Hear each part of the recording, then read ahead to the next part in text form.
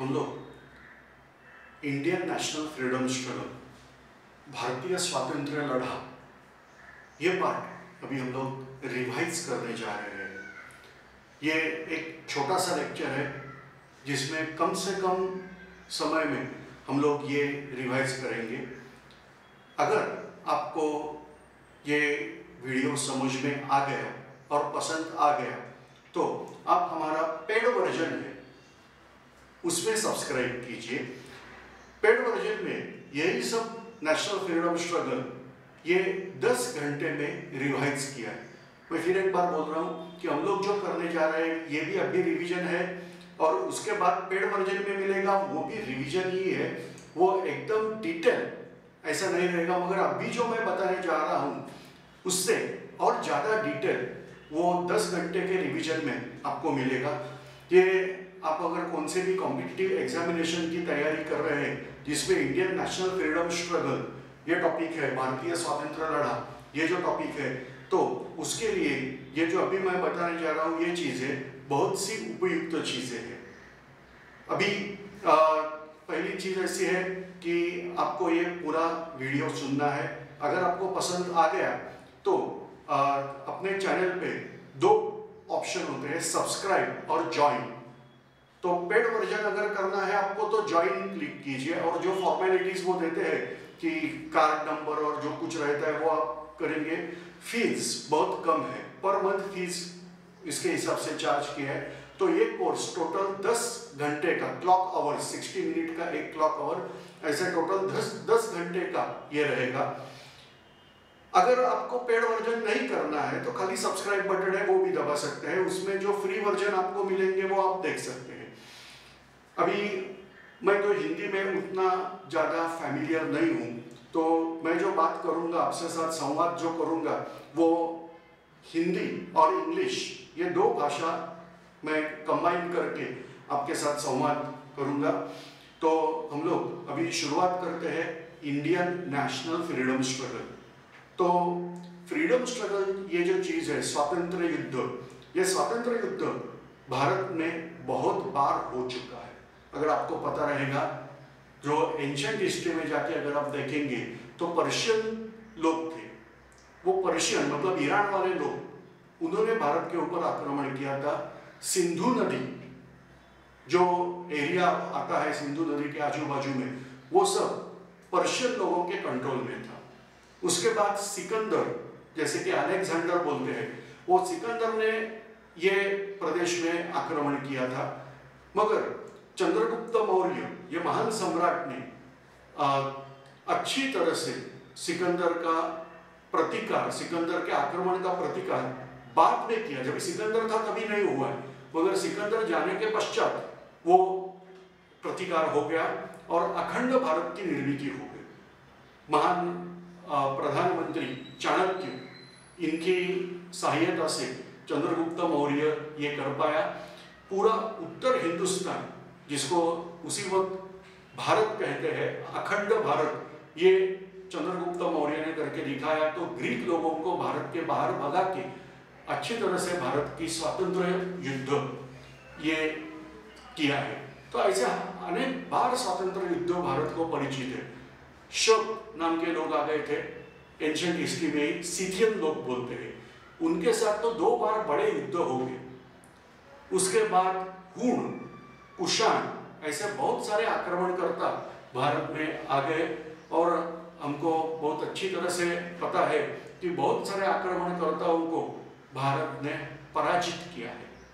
मगर एक फर्क ऐसा है कि ये जो आक्रमणकर्ता आते थे वो उनकी होमलैंड, जो उनकी ओरिजिनल भूमि है, जैसे कि हम लोगों ने बात किया था ग्रीस, तो ये ग्रीक लोग बाद में ग्रीस छोड़ के भारत में आके रहे हैं। डिमिट्रियस है, मिनांडर है, ये भारत में आके काम करके बैठे। वैसे शक लोग, सिथियन, मोस्ट प्रोबेबली ये लोग यूक्रेन वगैरह जो भाग होता है कॉकेशस माउंटेन के नॉर्थ में, उधर से आ गए थे। मगर उसके बाद उनका होमलैंड के साथ कोई ताल्लुक नहीं था, वो पूरे के पूरे भारत में आके स्थित हो गए थे। उनको हमने पराजित किया और हमारी समाज में, कम्युनिटी में उनको एब्सॉर्ब किया। हमारे पूर्वज ग्रीक, शक, कुषाण, हूण ऐसे हो सकते हैं। तो इनको भारतीय संस्कृति में पूरा का पूरा एब्सॉर्ब किया गया है। जैसे अंग्रेजों की बात है वो थोड़ी सी अलग है। ब्रिटिश लोग जो आ गए यहाँ पे, वो ब्रिटेन के साथ संपर्क रखे हुए थे। ऐसे हो गया नहीं कि ब्रिटेन का बादशाह उठ के सीधा हिंदुस्तान के ऊपर आक्रमण करने के लिए चला आ गया। उनका ब्रिटेन के साथ कंटिन्यूअसली संपर्क था और उसकी वजह से ये चीज हो गई कि ब्रिटेन भारत को कंट्रोल करता आ रहा था और इसीलिए ये स्वतंत्र युद्ध बहुत महत्वपूर्ण है। हम लोग इसके थोड़े से विस्तार में जाएंगे, आपको याद रहेगा ही, अगर नहीं रहेगा तो एक बार रिवाइज हो जाएंगे कि ग्रीक लोग ये पहले यूरोपियन, हमारे लिए ज्ञात यूरोपियन है जो भारत के ऊपर आक्रमण करने के लिए आ गए थे।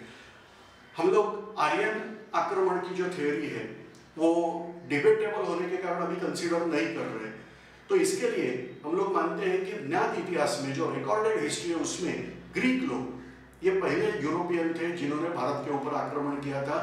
वो भी बहुत प्राचीन समय में 300 BC से भी पहले ये लोग आ गए थे। इसके बाद अगर हम लोग मानते हैं कि सीथियन जो हमारे इधर आ गए थे वो यूक्रेन की तरफ से आए हैं तो वो भी यूरोपियन ही थे। तो ऐसे ग्रीक, बाद में सीथियंस, ये लोग हमारे ऊपर आक्रमण करके आ गए थे। बहुत लोगों का ऐसा लगता है कि यूरोप और भारत में कोई संबंध था ही नहीं, ऐसी बात नहीं है। सातवाहन राज्य काल जो था तभी रोमन लोगों के साथ हमारा बहुत अच्छा संपर्क था और हम लोग रोमन लोगों को बोलते थे हार्श स्पीकिंग यवनास, कठोर भाषी यवन, ऐसे हम लोग उनको बोलते थे। तो यूरोपियन लोगों के साथ हमारा संपर्क पहले से था, मगर यूरोप से भारत आने का जो मार्ग है वो थोड़ा अलग था। वो पहले यूरोप से समुद्र में बैठ के, मेडिटेरियन सी बोलते हैं, ये मेडिटेरियन सी से इजिप्ट में एक पोर्ट है उसका नाम है अलेक्जेंड्रिया, यहाँ तक आते थे। उसके बाद जमीन से वो रेड सी तक आते थे और रेड सी के बाद फिर एक बार समुद्र में बैठ के वो भारत तक पहुंच जाते थे। तो ये रूट था। तो उसमें बीच में उनको जमीन से यात्रा करनी पड़ती थी, बाद में फिर एक बार समुद्र, ऐसे था। बाद में थोड़ा सा परिवर्तन हो गया और फिर ये जो मार्ग है वो थोड़ा बदल के वाया कॉन्स्टेंटिनोपल, जिसे आज इस्तांबुल कहा जाता है, वो इस्तांबुल से ट्रेड चालू हो गया। मगर बाद में तुर्क लोग थे, तुर्क मतलब सेंट्रल एशियन पीपल, ये लोगों ने एशिया माइनर या एनाटोलिया करके जो चीज थी, एरिया था बाइजेंटाइन एम्पायर का, ईस्टर्न रोमन एम्पायर का ये एरिया था, वो ऑक्यूपाई कर लिया और उसे आज टर्की कहा जाता है, तुर्कस्तान या टर्की ऐसे कहा जाता है। ये तुर्क लोग डोमिनेट हो गए और उन्होंने कॉन्स्टेंटिनोपल ही जीत लिया। कॉन्स्टेंटिनोपल मतलब बाइजेंटाइन एम्पायर की, मतलब ईस्टर्न रोमन एम्पायर की कैपिटल थी और यही कैपिटल जीतने के बाद तुर्क लोगों ने ऐसे कुछ निर्बंध लागू किए कि ये ट्रेड जो कॉन्स्टेंटिनोपल से चलता आ रहा है वो अच्छी तरह से चलेगा नहीं। और इसके बाद यूरोपियन लोगों में एक नई चीज चालू हो गई जिसे हम लोग रेनेसांस कहते हैं। तो इसे संस्कृत वर्ड है प्रबोधन। तो ये जो प्रबोधन काल है उसमें नए नए खोज चालू हो गए, डिस्कवरी चालू हो गई। इसमें किसी ने तो बोला था कि दुनिया गोल है, फ्लैट नहीं है, ऐसे कुछ नए नए डिस्कवरी चालू हो गई और फिर हिंदुस्तान के लिए ऐसा एक जल मार्ग जो मरीन रोड हो जाएगा, सी रूट हो जाएगा, जो किसी भी भूमि से नहीं आना चाहिए, केवल समुद्र से आप भारत तक आ सकते हैं, ऐसे खोजने की शुरुआत हो गई। उसमें पोर्तुगीज जो सेलर थे, पोर्तुगीज दरियावर्ती, वो बहुत ज्यादा करके आ गए। उसमें बार्थेलोम्यू डायस या बार्थेलोम्यू डियास, एक हमारे पोर्तुगीज दोस्त है, वो बोलते हैं कि ये प्रोनाउंसिएशन डायस नहीं है, डियास करके बोलते हैं। वो बार्थेलोम्यू डियास या बार्थेलोम्यू डायस ये दक्षिण अफ्रीका के कोने तक आके पहुंचा उधर से वो फिर वापस चला गया, उन्होंने नाम दिया केप ऑफ गुड होप, कि यहाँ से हमें गुड होप आगे जाके एशिया जाने का रोड मिलेगा। और वो मिल गया वास्को डी गामा, ये पोर्तुगीज सेलर को। पोर्तुगीज सेलर तो भारत में आ गए। साल है 1498, उसमें ये पोर्तुगीज सेलर भारत में आ गए।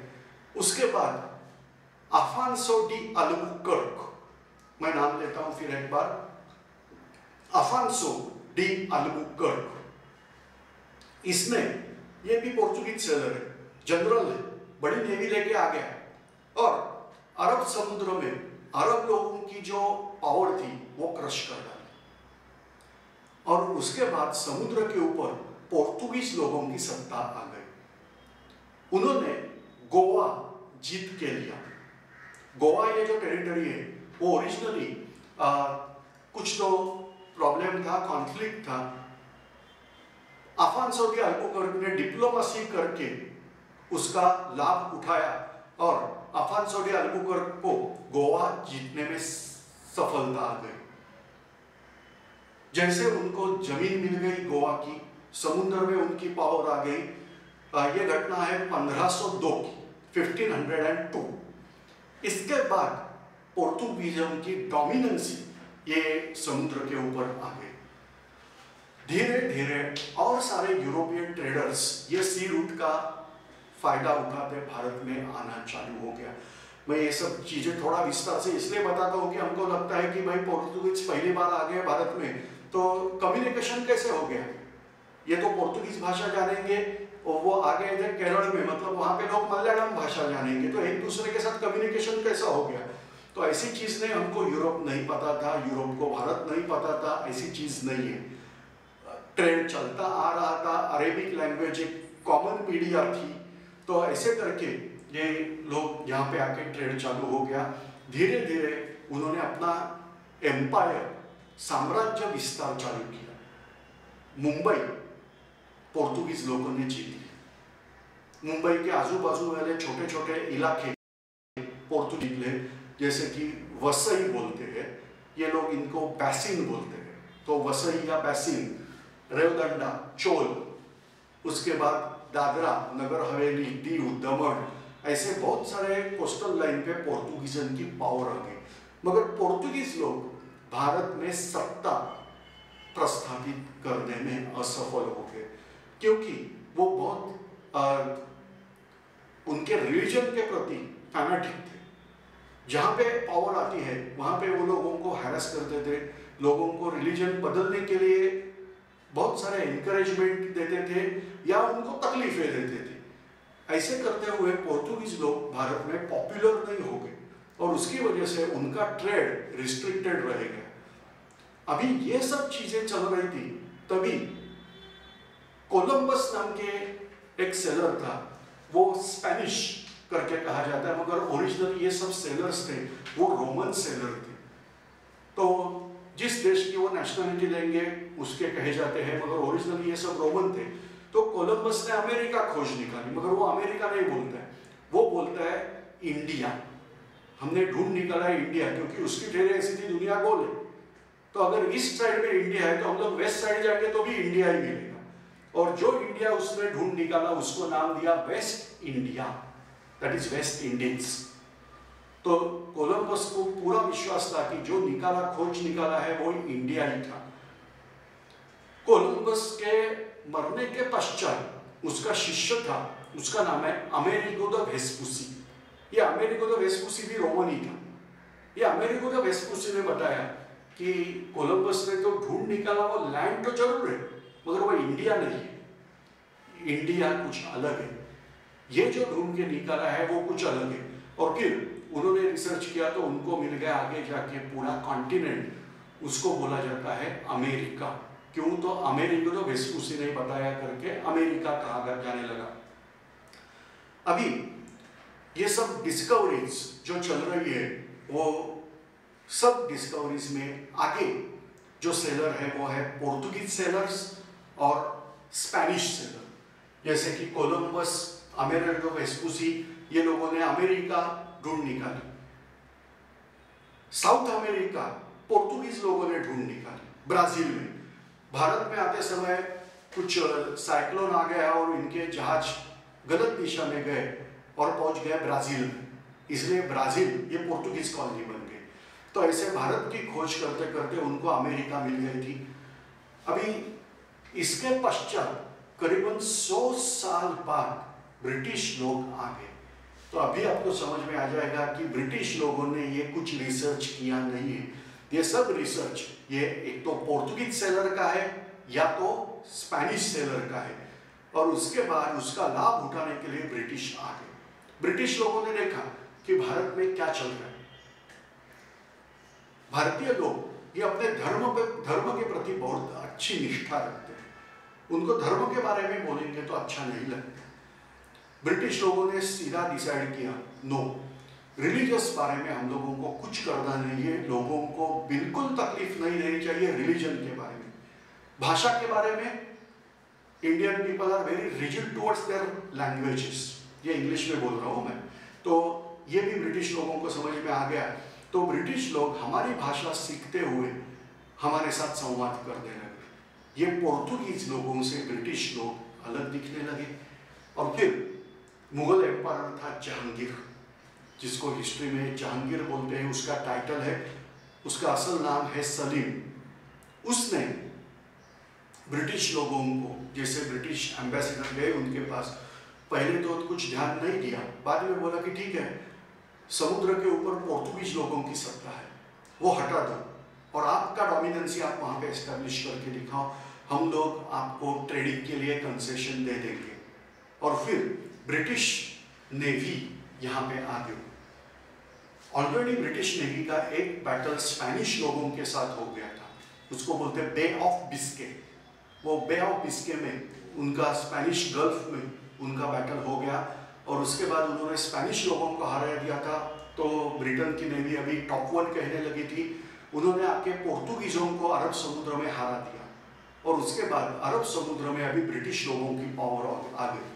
तो ब्रिटिश लोगों को अपने एम्पायर में ट्रेड करने की अनुमति मुगल लोगों ने दे दी, और ब्रिटिश लोगों ने उनकी फैक्ट्री सेटअप करना चालू किया। अभी देखो ये वर्ड भी क्या यूज करते हैं, ये गोडाउन ये वर्ड यूज नहीं कर रहे, वर्ड यूज कर रहे हैं फैक्ट्री। तो ऐसे करके उन्होंने यहाँ पे फैक्ट्री सेटिंग चालू किया। तो गुजरात में सूरत है, तापी नदी के मुख, जहाँ पे तापी नदी समुद्र को मिलती है, उसके नजदीक सूरत शहर है, और स्वाली नाम की जगह है, वो स्वाली मतलब पोर्ट है वहां। तो ये सूरत, स्वाली, ये सब जगह पे ब्रिटिश लोगों की फैक्ट्री तैयार हो गई। महाराष्ट्र में राजापुर करके एक जगह है, वो राजापुर में ब्रिटिश लोगों की फैक्ट्री हो गई। तमिलनाडु में चेन्नई, जिसे ये लोग मद्रास कहते थे, वहां पे फैक्ट्री सेटिंग हो गया। फिर बंगाल में कोलकाता या कलकत्ता, तो उस वक्त कलकत्ता नाम देके वहां पे फैक्ट्री हो गई। ब्रिटिश लोगों ने ऐसे अपनी फैक्ट्री सेटअप की।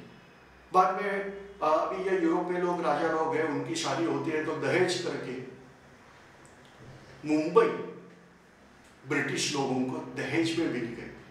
देखो, ब्रिटिश लोग यहाँ पे ट्रेड करने पहले आए थे शुरू में, उसके बाद उन्होंने ट्रेड करने के लिए कंपनी एस्टेब्लिश की, उसका नाम रखा ब्रिटिश ईस्ट इंडिया कंपनी, और ये कंपनी 1600 साल में एस्टेब्लिश हो गई। मैं फिर नाम दोहराता हूँ, ब्रिटिश ईस्ट इंडिया कंपनी। बहुत लोग बोलते हैं ईस्ट इंडिया कंपनी, ऐसी बात नहीं है, उसका पूरा नाम है ब्रिटिश ईस्ट इंडिया कंपनी, क्योंकि फ्रेंच लोग भी आ गए, उन्होंने एस्टेब्लिश की फ्रेंच ईस्ट इंडिया कंपनी। ये ईस्ट इंडिया क्या चीज है, बार बार ये लोग ईस्ट इंडिया कंपनी क्यों बोलते हैं? मुझे पहले लगता था कि मे बी पॉसिबल यहाँ उनकी हेडक्वार्टर थी वो कलकत्ता में थी, तो कलकत्ता ये इंडिया के ईस्ट साइड में आता है करके उसको ईस्ट इंडिया कंपनी नाम दिया था। ऐसी बात नहीं। कोलंबस या अमेरिको वेस्पुसी, ये लोग बोलते हैं वो वेस्ट इंडिया, और वास्को द गामा ने जो ढूंढ निकाला वो ईस्ट इंडिया। बात समझ में आ गई? तो मुंबई है तो भी वेस्ट इंडिया नहीं होता है, ईस्ट इंडिया। कोलकाता भी ईस्ट इंडिया, सूरत भी ईस्ट इंडिया। तो ऐसे ईस्ट इंडिया कंपनी उन्होंने एस्टेब्लिश की। 1600 में British East India company establish हो गई। उसके बाद पोर्तुगीज लोगों, फ्रेंच लोगों की French east India company, Dutch लोग हैं। डच लोग मतलब हॉलैंड, अभी मैप में ढूंढने जाओगे तो हॉलैंड मिलेगा नहीं, अभी उन लोगों ने नाम बदल दिया है, उसका नाम है नीदरलैंड्स। तो नीदरलैंड या हॉलैंड, यहाँ के जो लोग हैं उनको बोला जाता है डच लोग। तो उनकी कंपनी एस्टैब्लिश हो गई। ऐसे बहुत सारे ट्रेडर्स यहाँ पे आने लगे, यूरोप के लोग, डेनमार्क के भी लोग आने लगे। अभी यहाँ पे ब्रिटिश लोगों ने बड़ी होशियारी से, जब भी पोर्तुगीज राजकन्या के साथ ब्रिटिश राजा का विवाह हुआ था, तभी बोला हमको मुंबई आइलैंड्स चाहिए। अभी मुंबई नहीं, तभी ये लोग बॉम्बे बोलते हैं। ऐसा बोला जाता है कि पोर्तुगीज लैंग्वेज में बॉम्ब इसका मतलब गुड़ होता है, कैसे पता नहीं, मगर वो बॉम्ब मतलब गुड़। एंड बे, बे मीन्स उपसागर, छोटा समुद्र, तो इसके लिए उन्होंने बॉम्बे ऐसा नाम रखा था, ऐसे बोलते हैं। दूसरी नाम की एक उत्पत्ति ऐसी बोली जाती है कि यहाँ पे देवी का मंदिर है, उसको बोलते हैं मुंबा देवी, ये मुंबई की ग्राम देवता है, तो इसलिए इसको मुंबई बोलते थे। ये लोगों ने करप्टेड वर्ड किया बॉम्बे, जैसे कि वसई है बैसिन, तो वैसे ही ये हो गया। और फिर मुंबई ब्रिटिशों को मिल गई 1663 में। तो देखो ये चीज़ एट ए टाइम नहीं हो गई। 1600 में British East India company establish हो गई। 1660 में ब्रिटिशों को वर्चुअली पावर मिल गई मुंबई की, मगर प्रैक्टिकली नहीं मिली। प्रैक्टिकली और 3 साल इंतजार करना पड़ा। 1663 में मुंबई आइलैंड्स ब्रिटिशों को मिल गए। मुंबई मिलने के बाद ब्रिटिशों का ट्रेड बहुत अच्छी तरह से हो गया, क्योंकि मुंबई ऐसी चीज़ है कि तभी तो 7 आइलैंड्स थे और भारतीय लोग नेवी के प्रति ज़्यादा विश्वास नहीं रखते थे। जो पुराने भारतीय लोग हैं उनकी बहुत बड़ी अच्छी नेवी थी। आपको पता रहेगा जो चोल एम्पायर है तमिलनाडु का, तंजावर का, वो राजा चोल, राजेंद्र चोल, बहुत बड़ी नेवी उनकी रहती थी। हमारी नेवी बहुत पुरातन है। जैसे कि आपको पता रहेगा तो गुजरात में लोथल नाम की जगह है। ये लोथल में इंडस वैली सिविलाइजेशन साइट है, सिंधु संस्कृति की सभ्यता वो जो है वो लोथल में आती है। तो लोथल में एक डॉक, मतलब जैसे कि बोट आके खड़ी करने के लिए जगह, ये भी मिल गई। और वहाँ पे एक सील मिल गया, उसके ऊपर बोट का चित्र है। तो इसका मतलब 5000 साल पहले भी हम लोग ट्रेडर्स थे और सी रूट हमको पता था। मगर बाद में धीरे धीरे हमारा ध्यान समुद्र के ऊपर से हट गया था और फिर ब्रिटिश लोग यहाँ पे मुंबई में आके बस गए, मद्रास में बस गए, राजापुर में बस गए और फिर उन्होंने धीरे धीरे पॉलिटिक्स में अपना हाथ फैलाना चालू किया। अभी जैसे उन्होंने पॉलिटिक्स पे एंट्री की तो वैसे वो किंग मेकर ये रोल में आना चालू हो। किसी एक राजा को सपोर्ट करो, उसकी तरफ से दूसरी राजा के साथ फाइट में इन्वॉल्व हो जाओ। ऐसे करते करते उनका विस्तार हो गया और फिर एक आदमी उनका बहुत बड़ा गवर्नर करके आ गया था। उनका नाम है लॉर्ड वेलेस्ली। उन्होंने मराठों के रुद्र का बहुत अच्छी तरह से अध्ययन किया। पर्टिकुलरली छत्रपति शिवाजी महाराज जिस तरीके से राज्य कर रहे थे उसका उसने अध्ययन किया था, ऐसा बोला जाता है। और उन्होंने वो ही प्लान जो शिवाजी महाराज देते थे वैसा ही प्लान उन्होंने थोड़ा मॉडिफाई करके बनाया कि जो ब्रिटिश लोगों के लिए फायदेमंद हो। वो प्लान ऐसा है जिसको बोला जाता है subsidiary alliance plan. Subsidiary alliance plan मतलब आपको हम लोग प्रोटेक्शन देंगे। अभी तभी भारत बहुत खंडित हुआ था, बहुत छोटे छोटे राज्य थे। वैसे तो हर दुनिया में हर एक देश में ऐसी चीज होती है कि छोटे छोटे राज्य होते हैं, उनके ऊपर जो राजा होता है उनको बोलते हैं सम्राट, किंग ऑफ किंग, राजाधिराज, एम्पायर ऐसे बोला जाता है। तो भारत में ऐसे जो छोटे छोटे राजा लोग थे उनके ऊपर एक डर का माहौल था कि कोई दूसरी राजा अपने ऊपर आक्रमण करके हमें तकलीफ देगा। मुगल एम्पायर ये धीरे धीरे डिग्रेड होते गया था और फिर दूसरा कोई राजा हमारे ऊपर आक्रमण न कर पाए, क्योंकि मुगल एम्पायर की जैसी पावर कम होने लगी वैसे ईरान से नादिर शाह उसके बाद अफगानिस्तान से अब्दाली, ये लोगों ने आक्रमण किया था। और फिर छोटे छोटे राजा लोगों में जो राइवलरी होती थी वो भी चलती थी।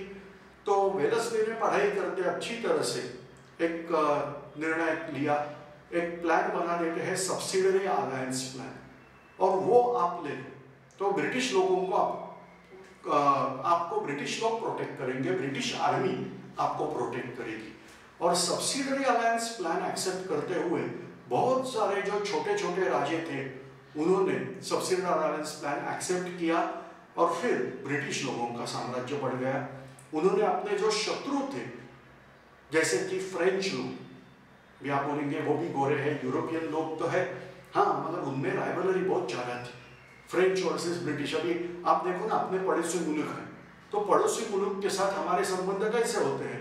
जब मैच होती है क्रिकेट की, ऑस्ट्रेलिया वर्सेस इंडिया, हाँ है, अच्छी बात है, ऑस्ट्रेलिया की टीम बहुत अच्छी है, तगड़ी टीम है, तगड़ी टीम को हराने में मजा आता है, बस। मगर जब हिंदुस्तान पाकिस्तान मैच होती है तभी का माहौल कैसा होता है? मैं मुंबई का बता देता हूँ एटलीस्ट, कि वर्ल्ड कप में जब ये मैच होती है तो मुंबई में हमारे इधर बड़े बड़े स्क्रीन लगाए जाते हैं और पूरी पब्लिक जमा होते मैच का आनंद लेते हुए दिखाई देती है।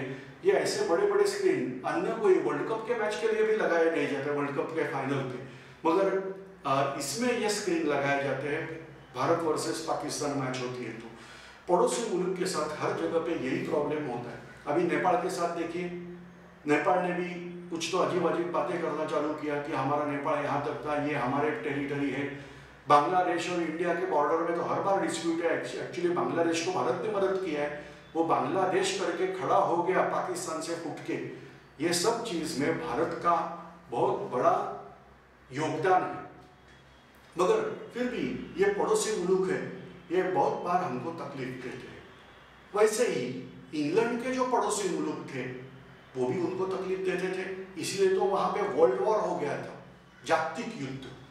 तो फ्रेंच तभी ब्रिटेन के एनिमी थे, और इसीलिए ब्रिटिश लोगों ने भारत से फ्रेंच लोगों को हटा दिया, उनको सिर्फ चंद्रनगर, पांडिचेरी ऐसे कुछ एरिया में रिस्ट्रिक्ट कर डाला।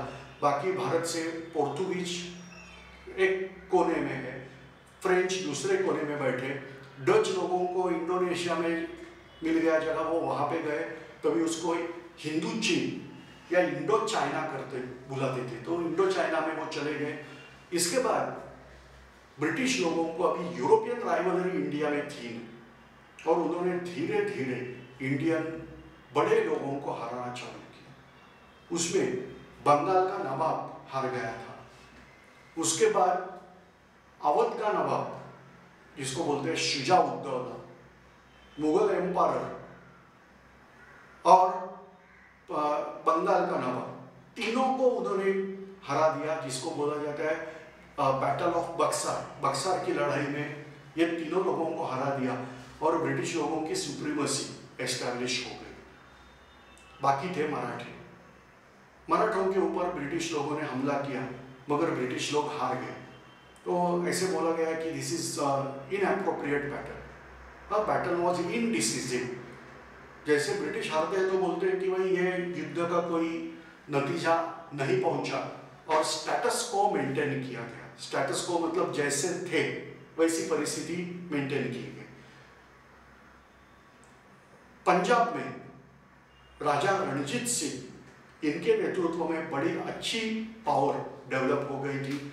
ब्रिटिशों को पता था ये उभरती हुई पावर है, ब्रिटिशों ने उनके साथ हम लोग मैत्रीपूर्ण व्यवहार करेंगे करके ट्रीटी किया, और रणजीत सिंह को बताया गया कि आप सतलज नदी के दक्षिण में नहीं आएंगे और हम लोग सतलज नदी के उत्तर में नहीं आएंगे। तो इसलिए उन्होंने पंजाब को एक अलग रख दिया। अभी मराठों के साथ दूसरा युद्ध हो गया, मराठे हार गए। फिर हर एक को ब्रिटिश लोगों ने सब्सिडरी अलायंस प्लान लेने को मजबूर किया। तीसरा युद्ध 1818 में हो गया। इसमें ब्रिटिश लोगों के हाथ में पूरी पावर आ गई, मराठे पूरे हार गए। ऐसे ही उन्होंने नेपाल के साथ युद्ध किया। नेपाल का जो बहुत बड़ा हिस्सा है वो ब्रिटिश लोगों ने अपने कंट्रोल में लिया। जो भी नेपाल अभी बोलते हैं कि हमारा एरिया भारत के कब्जे में है, तो वो एक्चुअली एरिया जो है वो ब्रिटिश लोगों ने कब्जे में लिया था। जैसे कि उत्तराखंड करके जो स्टेट है वो बहुत नेपाल का हिस्सा था, मगर ये युद्ध में ब्रिटिश लोगों के साथ युद्ध में वो खो गए। इसके बाद सिंध टेरिटरी उन्होंने जीत लिया।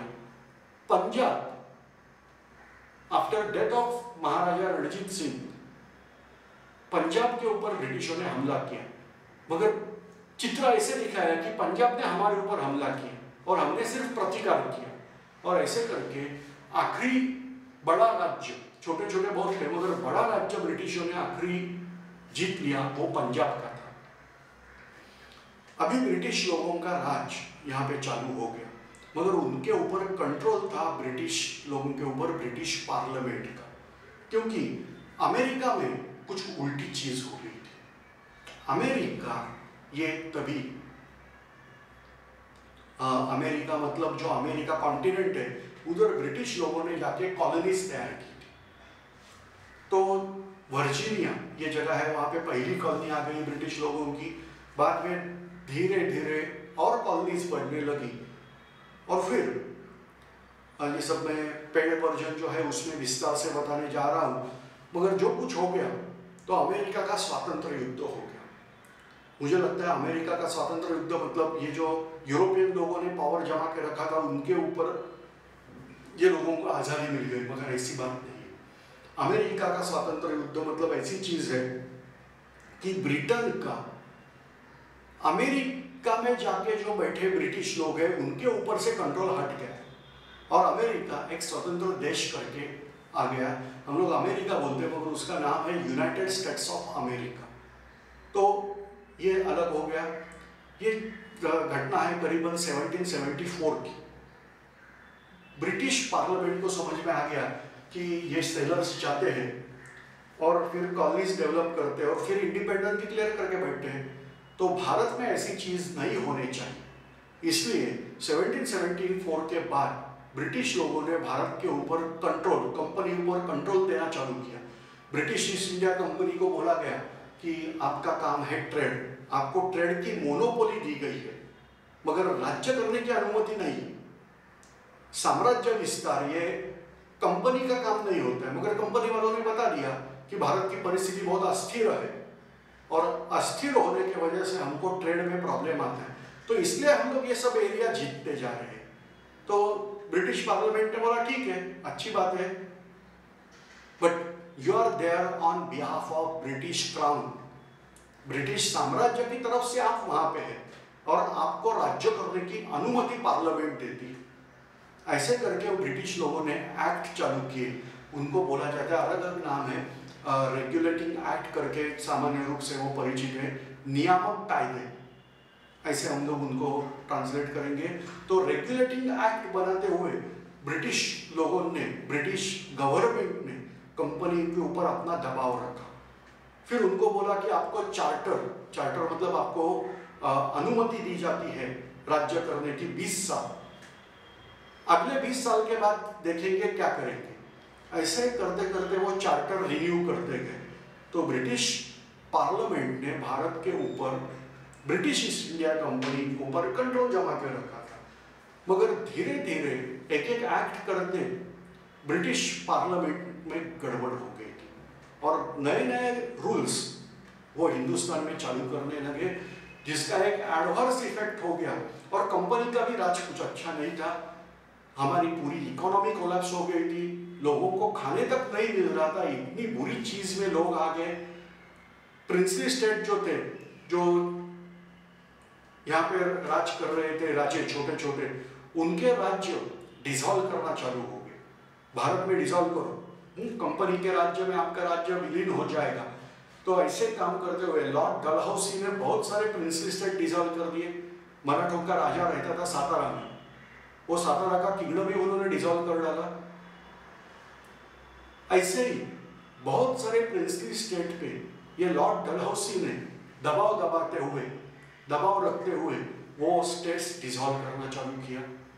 तो लोग चिढ़ गए और उसका नतीजा हो गया रिवॉल्ट ऑफ 1857।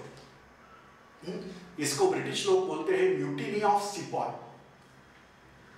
कि सैनिक लोगों ने किया हुआ रिबेलेशन, मगर हम लोग बोलते हैं भारत का पहला स्वातंत्र संग्राम, ये पहला भारत का स्वातंत्र युद्ध है ब्रिटिशों के साथ हुआ।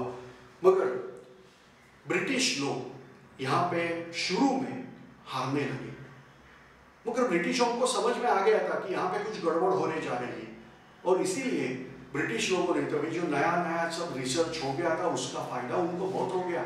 जैसे टेलीग्राम तभी चालू हो गए थे, और फिर टेलीग्राम से मैसेज भेजा गया कि आप यूरोप से सेना भेज दो, और फिर यूरोप से मतलब इंग्लैंड से इंग्लिश आर्मी आ गई।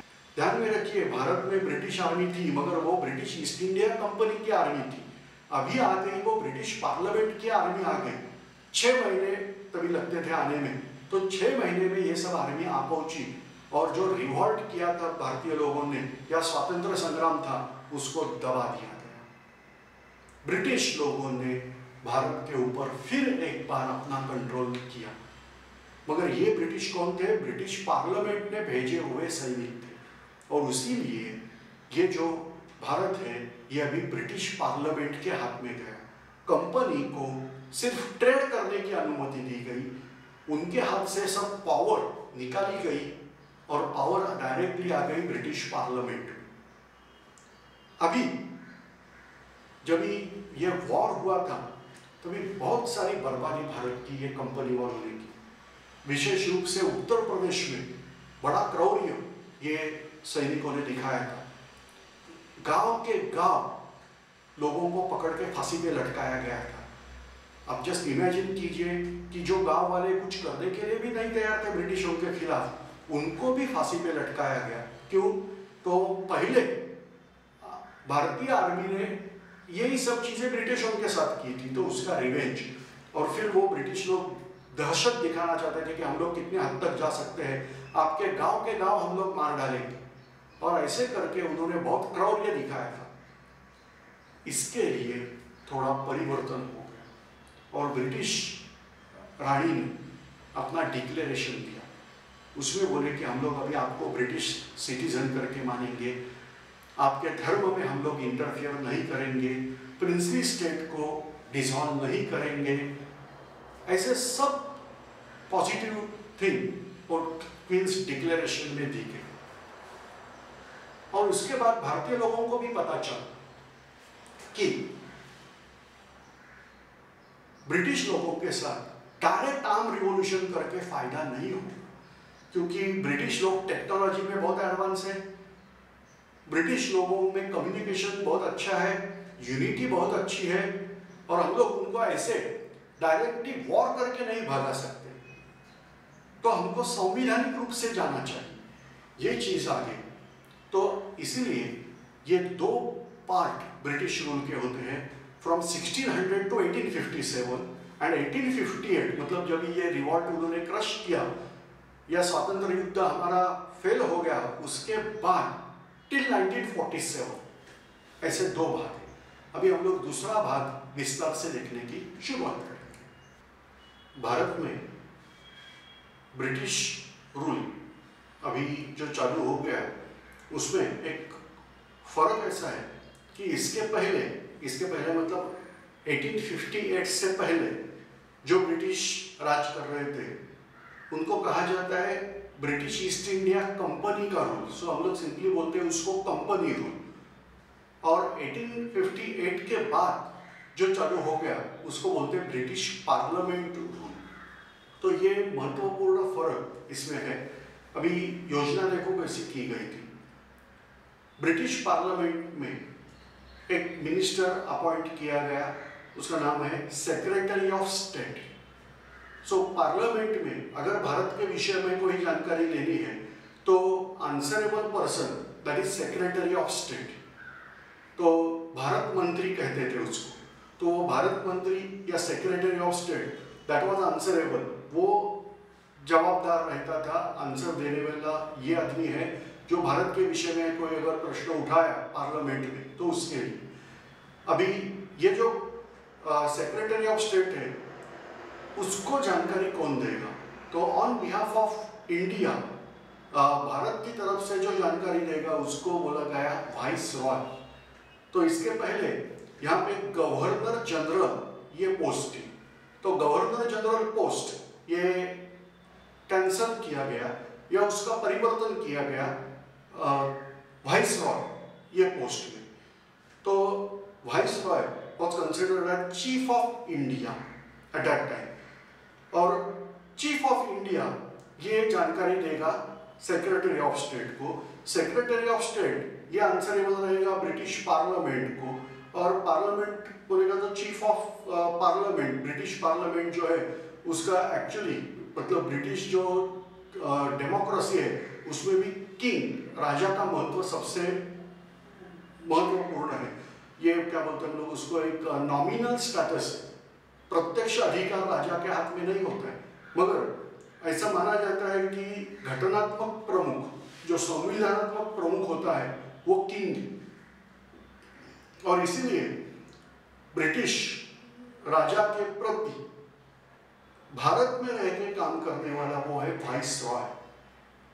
वाइस रॉय को एडवाइस सलाह देने के लिए एक काउंसिल एस्टैब्लिश किया गया, उसमें 10 मेंबर ये ब्रिटिश पार्लियामेंट अपॉइंट करने वाली थी, और 10 मेंबर ये company British East India company appoint करने वाली थी, क्योंकि अल्टीमेटली पेरेंट बॉडी जो है भारत को कंट्रोल करने वाली वहाँ की उस वक्त की वो है ब्रिटिश ईस्ट इंडिया कंपनी।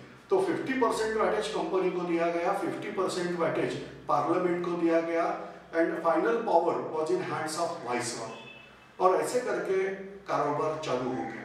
अभी हेडक्वार्टर जो है या कैपिटल बोलेंगे, that was Calcutta, that is the capital at that time, that was capital of India. वहां से लेके सब कारोबार चलता था।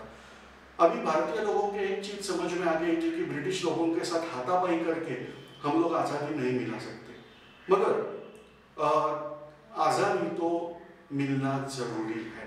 ऐसे हुआ नहीं कि फ्रीडम की होप हमने छोड़ दी, मगर कुछ समय तक थोड़ा सा स्टैग्नेंट माहौल ऐसा चल गया था। ब्रिटिश लोगों ने देख लिया एक बार माहौल शांत हो गया है, तो फिर उनके अत्याचार वगैरह चीजें शुरू हो गई, और फिर इसके लिए फिर एक बार रिवॉल्ट हो गया। मगर ये जो रिवॉल्ट हो गया था वो ऑल ओवर इंडिया लेके नहीं हुआ, मगर महाराष्ट्र के छोटे से हिस्से में ये रिवॉल्ट हो गया। अभी ये छोटा सा हिस्सा जो है उसमें रिवॉल्ट हो गया, तो उतना टेंशन लेने की क्या जरूरत थी ब्रिटिश लोगों को, क्योंकि ब्रिटिश लोगों की यहाँ पे एक थियरी थी कि ब्रिटिश रूल हम लोग ज़्यादा से ज़्यादा कैसे एक्सटेंड कर पाएंगे इंडिया में। तो उसके लिए ऐसी थ्योरी थी, तो समवॉट जो थ्योरी है वो अलेक्जेंडर के जो गुरु है एरिस्टोटल की थ्योरी जैसी है। एरिस्टोटल क्या बोलता है, world is divided into 2 part, दुनिया 2 ग्रुप में डिवाइड हो गई है, एक है ग्रीक और दूसरा है नॉन ग्रीक। ग्रीक्स सबसे अच्छे हैं लोग, नॉन ग्रीक जो है वो सब वाइल्ड लाइफ ऐसे थे। अलेक्जेंडर को क्या करना था, नॉन ग्रीक को जीतना है और उनको ग्रीकों जैसा बनाना है। तो ऐसे ही समवॉट थ्योरी ब्रिटिश लोग लगाते थे कि यहाँ पे आके इंग्लिश एजुकेशन देना, सो हम लोग इंग्लिश बोलना जान जाएंगे। फिर इंग्लिश कंपल्सरी किया गया, क्योंकि अगर इंग्लिश पढ़ेंगे अब तो जॉब मिलेगा, गवर्नमेंट जॉब मिलेगा, तो हम लोग गवर्नमेंट जॉब के पीछे लगे। अभी गवर्नमेंट जॉब मिला तो जैसे हम लोग बोलते हैं कि जो वरिष्ठ अधिकारी होते हैं उनकी कॉपी कनिष्ठ लोग करते हैं, तो वरिष्ठ अधिकारी तो ब्रिटिश थे, तो ब्रिटिश लोगों जैसे बर्ताव भारतीय लोग करने लगेंगे। फिर उनको न्यूज़पेपर रीडिंग की आदत लगा दो, ब्रिटिश स्टाइल से जीना उनको सिखा दो, तो उसकी वजह से वो लोग ब्रिटिशों प्रति एकनिष्ठ रहेंगे। अंग्रेज यहाँ पे ज्यादा देर तक, देखो खुद ब्रिटिश नहीं मानते हैं कि they are there for perpetual, कायम स्वरूपी राज्य वो नहीं करना चाहते थे, मतलब वो जानते थे कि वो ये तो होगा नहीं, मगर वो इतना चाहते थे कि हमारा राज्य ज्यादा से ज्यादा यहाँ पे टिकना चाहिए। तो उनके थ्योरी के हिसाब से इंग्लिश एजुकेशन, गवर्नमेंट जॉब अच्छी सैलरी ये देने के बाद जो वर्ग तैयार हो जाएगा उसको बोलते हैं व्हाइट कॉलर पार्ट। तो ये जो व्हाइट कॉलर पीपल है ये ब्रिटिशों के प्रति एकनिष्ठ रहेंगे और बाकी लोग व्हाइट कॉलर लोगों को अनुकरण करते हैं तो वो भी ब्रिटिशों के प्रति एकनिष्ठ रहेंगे। तो ऐसे कुछ तो योजना थी। अभी महाराष्ट्र में जो रिवोल्यूशन हो गया वो किया था वासुदेव बळवंत फडके, ये नाम के आदमी है। ये वेल एजुकेटेड आदमी था। कंपनी ने ब्रिटिश गवर्नमेंट में ये क्लर्क पोस्ट में काम करता था। तो इसका मतलब ऐसी बात है कि ब्रिटिश थ्योरी के हिसाब से इन्होंने ब्रिटिशों प्रति लॉयल रहना जरूरी था। मगर वासुदेव बळवंत फडके ऐसे नहीं थे। उनके प्रेरणा स्थान थे छत्रपति शिवाजी महाराज, बाजीराव पेशवा। जैसे शिवाजी महाराज ने स्टार्टिंग किया और औरंगजेब जैसे मुगल शासक को फाइट किया उसके साथ और अपना छोटा सा राज्य मगर तैयार किया और उसके बाद बाजीराव पेशवा इन्होंने ऑलमोस्ट 2/3 ऑफ इंडिया तक अपना राज्य फैला दिया। तो यही चीज वासुदेव जी करना चाहते थे। उनके साथ कुछ अच्छे विचारवंत लोग आ गए थे।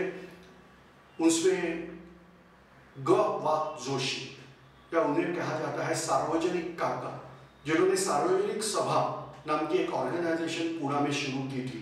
वासुदेव बळवंत फडके उनके साथ रहने लगे मगर उसके बाद उनको पता चला कि ये जो व्हाइट कलर पब्लिक है इनसे हमसे कुछ होने वाला नहीं है और फिर उन्होंने कुछ अलग लोग थे उनके साथ संबंध प्रस्थापित किया और उनके साथ संबंध प्रस्थापित करते उन्होंने अच्छी तरह से रिबेलेशन किया।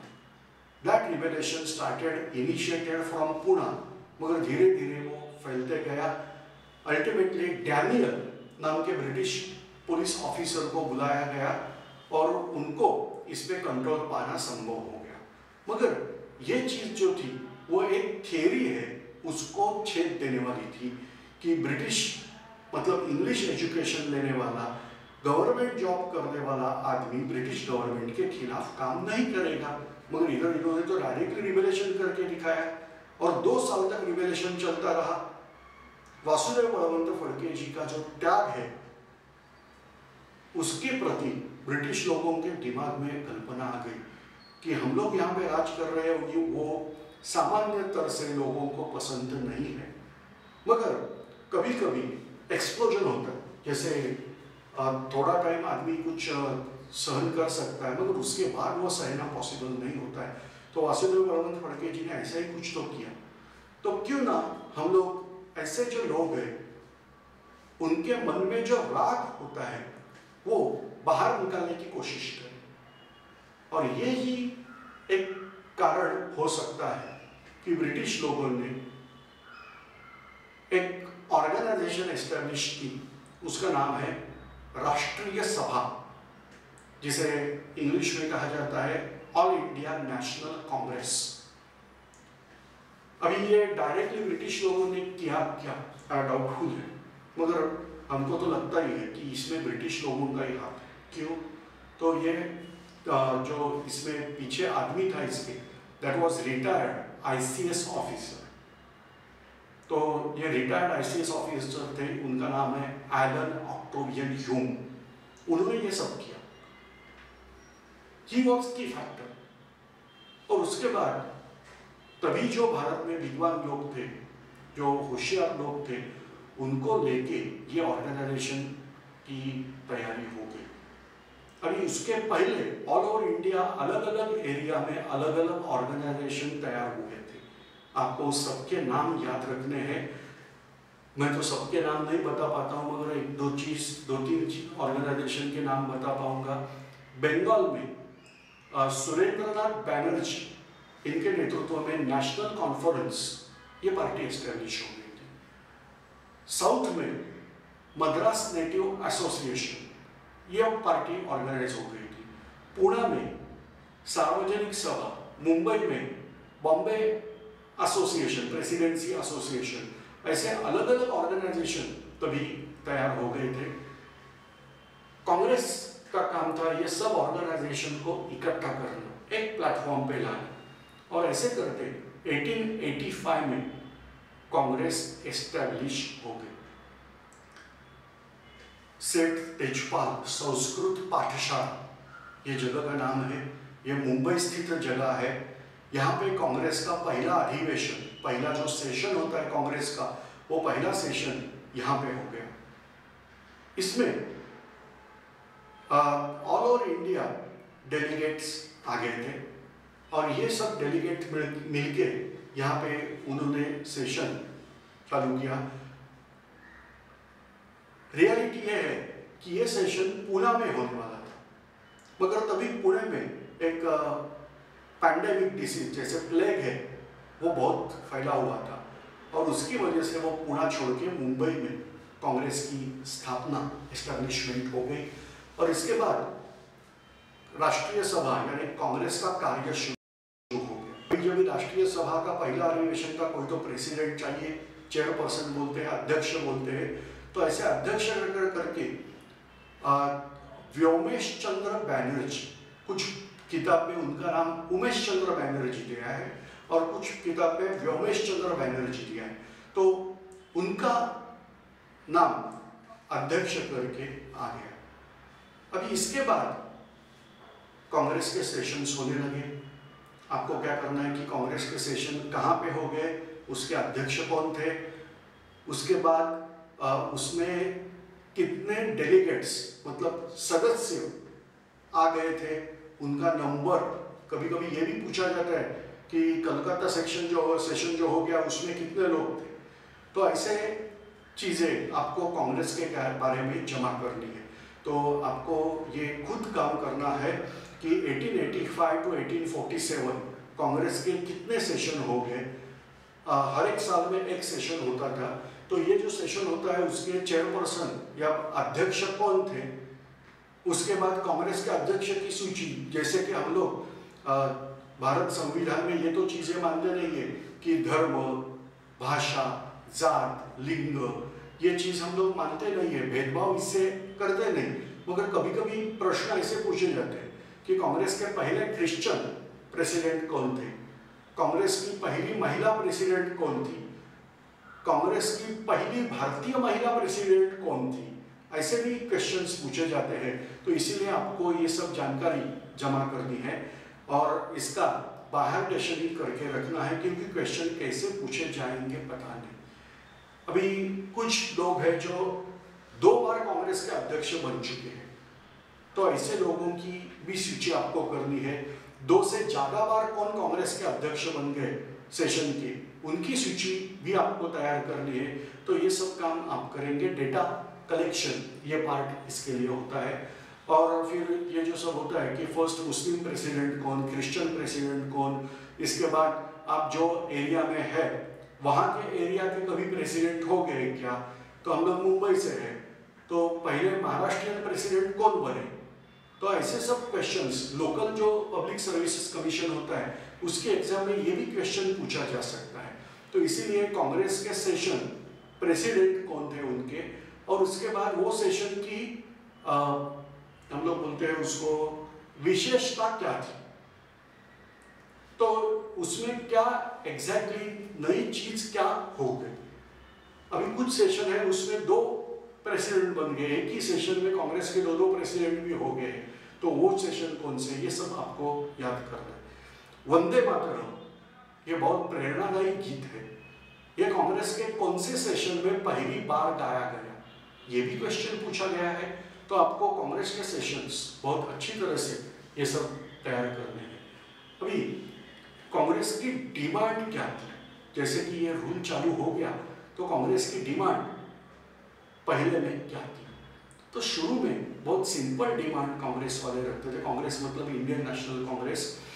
तो इसमें ऐसा था कि ICS की एग्जाम जिसको भारतीय लोग बैठ सकते थे वो अटेंड कर सकते थे, मगर उसके लिए इंग्लैंड जाना पड़ता था। तो इससे अच्छा है कि आप वो भारत में ले लो। ICS एग्जाम का जो एज लिमिट है वो बहुत कम था, वो थोड़ा बढ़ा दो। आर्मी यानी कि डिफेंस सर्विस में भारतीय लोगों को प्रमोशन देना जरूरी है। जैसे कि आप जानते हैं कि 1857 से पहले हम लोग मतलब भारतीय लोग सिर्फ ब्रिगेडियर ये पोस्ट तक ही ऊपर जा सकते थे। इसके आगे वाले पोस्ट भारतीय लोगों के लिए नहीं थे, तो हमको और ऊपर वाले पोस्ट भी हमको चाहिए। तो ऐसे कुछ डिमांड कांग्रेस के लोगों ने उस वक्त किए थे, मगर ब्रिटिश लोगों ने जो जवाब दिया था वो ऐसा ही था कि बहुत अच्छे डिमांड है आपके, really we have to think over it, हमको उसके प्रति विचार करना जरूरी है।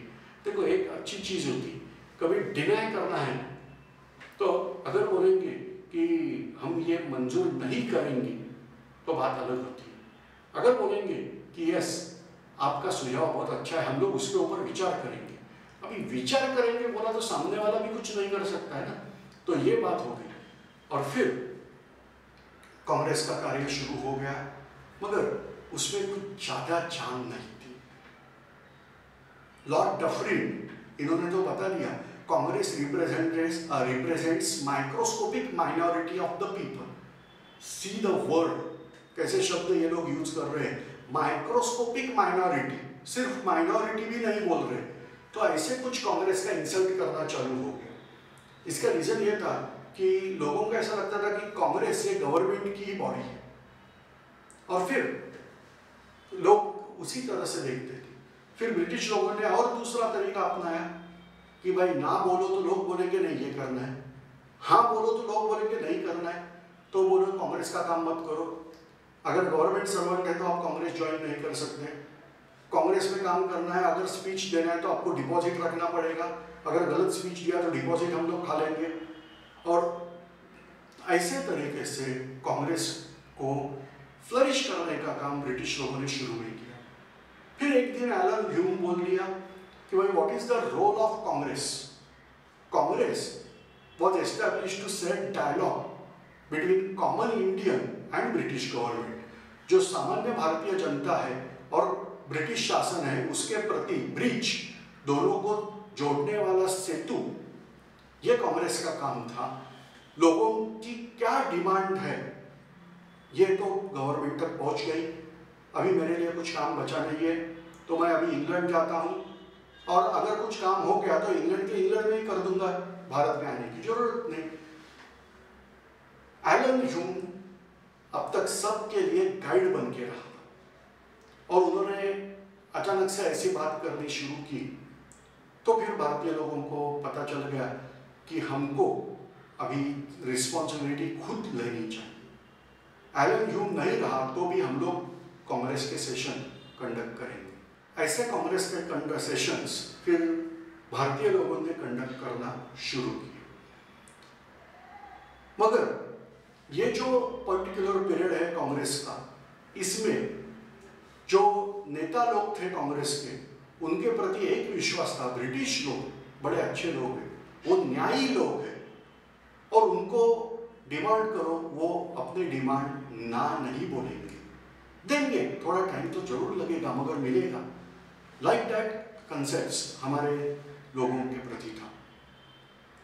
अभी जो यंग जनरेशन होता है उनको तो ये चीजें पसंद नहीं होती है। अभी क्या अभी चाहिए, अभी डिमांड तो दिया, 1 साल हो गया, 2 साल हो गए, कभी देंगे।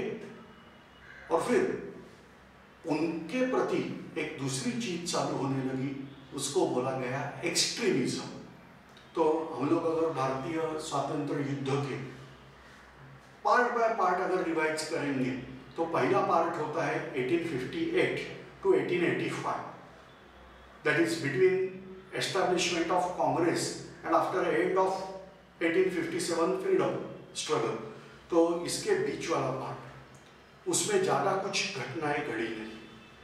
इसके बाद 1885 to 1905 ये जो पैच है, ये कांग्रेस एस्टेब्लिश हो गई, मगर फिर भी अब तक बहुत बड़ी कुछ घटना यहाँ पे हुई नहीं।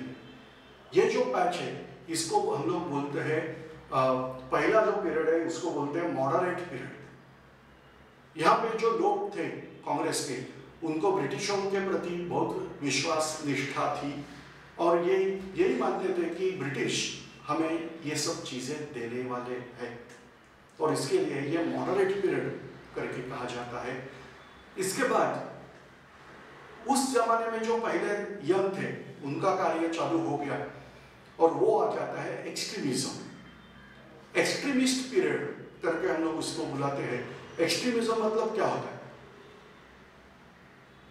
रास्ते पे उतर के आंदोलन, संघर्ष को, ब्रिटिश लोगों पे चेक बैठना चाहिए, ऐसा संघर्ष होना जरूरी है, तो इसको कहा जाता है extremist period.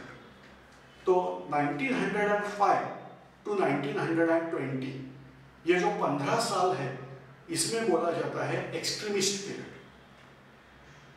This is particularly when Lokmanya Tilak was active. मगर उनकी डेथ के बाद एक्सट्रीमिज्म बंद हो गया। और एक्सट्रीमिज्म बोले या और कुछ, मगर उसको हम लोग बोलते हैं गांधी एरा। तो गांधी एरा स्टार्ट हो गया। तो 1920 से लेके 1947 तक का जो पैच है उसको बोला जाता है Gandhi era. So I am revising कि फ्रीडम स्ट्रगल के पार्ट बोलेंगे तो 1858 टू 1885 पहला बैच, जहाँ पे ऑर्गेनाइजेशन सेट हो रहे थे मगर कोई ठोस ऐसा कार्य उसमें हुआ नहीं। उसके बाद दूसरा पार्ट हो गया, कांग्रेस एस्टैब्लिश हो गई मगर फिर भी कुछ बड़ा कार्य हुआ नहीं, मगर लोग इकट्ठा हो गए, यूनिटी आने लगी लोगों में, ये सब कार्य पैसिवली चल रहा था। ये कार्य है 1885 to 1905। This period is called as moderate period. इसके बाद आता है extremism, that is from 1905 to 1920, 15 साल, और उसके बाद गांधीयन एरा। अभी इसके पैरेलल बहुत सारी चीजें चलती थी। ऐसे नहीं कि सिर्फ कांग्रेस ही काम कर रही है। बहुत लोगों की ये गलतफहमी होती है कि सब कुछ किया वो कांग्रेस ने किया, तो ऐसी बात नहीं है। पैरेलली बहुत सारे ऑर्गेनाइजेशन भारत की स्वतंत्रता के लिए कार्य कर रहे थे। उसमें एक मूवमेंट, बहुत बड़ी मूवमेंट है कि जिन्होंने ये कभी माना ही नहीं कि ब्रिटिश लोगों को मांगो भाई हमको फ्रीडम दे दो, हाँ भैया दे देंगे, और ब्रिटिश लोग फ्रीडम देके चले जाएंगे। उनके हिसाब से यह सब स्टुपिडिटी है। वो बोलते हैं कि फ्रीडम ऐसे मांग के नहीं मिलता है, वो वॉर करके हमको लेना पड़ता है। उनको बोला जाता है रिवोल्यूशनरिस्ट, आर्म रिवोल्यूशनरिस्ट, सशस्त्र क्रांतिकारक। तो ये तो बहुत बड़ी परंपरा है। पर्टिकुलरली सभी भारत में सशस्त्र क्रांतिकारक हो गए, मगर बंगाल, पंजाब और महाराष्ट्र, 3 टेरिटरी में से बहुत ज्यादा आर्म रिवोल्यूशनरिस्ट होने लगे। मगर बाद में गांधी जी ये आर्म रिवोल्यूशनरिस्ट लोगों को ये मारो काटो संप्रदाय करके पुकारते थे और फिर उनका महत्व कम करते हुए दिखाई दी। मगर हमें पता है कि ये जो आर्म रिवोल्यूशनरिस्ट है, सशस्त्र क्रांतिकारक है, उन्होंने ब्रिटिश लोगों के ऊपर बहुत बड़ा प्रेशर दिया था और ये प्रेशर इतना जबरदस्त था कि ये प्रेशर की वजह से बहुत सारे सुविधा हमें मिल रही थी, मगर उसके लिए जो कीमत चुकानी पड़ती थी वो जान की कीमत है। आपको पता है माननीय भगत सिंह जी, भगत सिंह, राजगुरु और सुखदेव, आर्म रिवोल्यूशनरीज, कीमत अपनी खुद की जान, ये तो प्रॉब्लम है। और इसीलिए इनकी संख्या बहुत कम थी मगर इनका कार्य बहुत प्रभावशाली था। तो हमें ये सब चीज़ों पे ध्यान रखते हुए आगे जाना है। तो पहला जो 1885 टू 1905 ये जो पीरियड है, यहाँ पे कुछ ज़्यादा घटना हुई नहीं है। 1905 टू 1920 इसमें एक्सट्रीमिज्म ये हो गया। अभी देखो ब्रिटिश लोगों ने यहाँ पे भेद तंत्र, मतलब डिवाइड एंड रूल चालू किया। भारतीय लोग कांग्रेस के मीडियम से इकट्ठा हो रहे हैं, ये देखा। तो how we can divide, religion is very nice thing to divide, और इसके लिए हिंदू मुस्लिम इश्यूज क्रिएट करने की शुरुआत हो गई। और फिर उन्होंने बंगाल की पार्टीशन करना डिसाइड किया। अभी ये जो वाइसरॉय करके जो लोग आते थे, अपॉइंट किए जाते थे, वो हर एक वाइसरॉय अपनी अपनी कुछ स्ट्रैटेजी लेके आता है। देखिए, ये तो हर जगह होता है।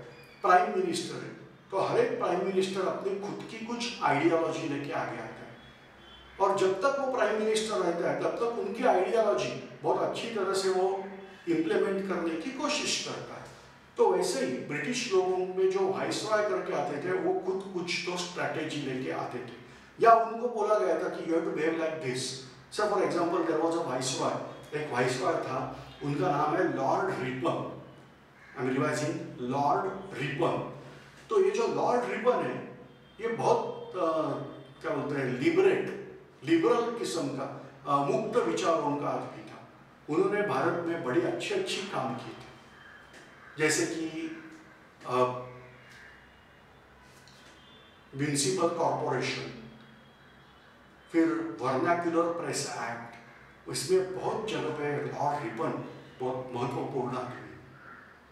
अभी एक बिल पार्लियामेंट में आ गया था, उसका नाम है इल्बर्ट बिल।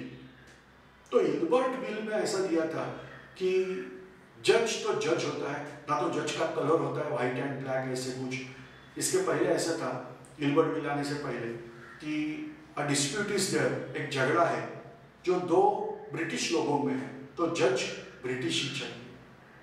अगर झगड़ा एक ब्रिटिश और एक भारतीय आदमी में है तो भी जज ब्रिटिश ही चाहिए, और अगर झगड़ा दो भारतीय लोगों में है तो जज भारतीय भी हो सकता है और ब्रिटिश भी हो सकता है, कोई भी हो सकता है। तो ये बात बराबर नहीं थी। इल्बर्ट बिल में ऐसा बोला गया जज इज जज, और उसके लिए वो ब्रिटिश है या भारतीय है ऐसे भेदभाव करने की जरूरत नहीं। ब्रिटिश लोगों के लिए भी भारतीय जज काम कर सकते हैं, मगर ब्रिटिश लोगों को बहुत गलत महसूस हो गया कि एक भारतीय आदमी जज की कुर्सी पे बैठेगा और हम उसको बोलेंगे माय लॉर्ड, नहीं चलेगा। और इसके लिए उन्होंने आंदोलन चालू किया और गवर्नमेंट को बिल पीछे लेना पड़ा। यह सब चित्र हमारे मन में तैयार हो गया।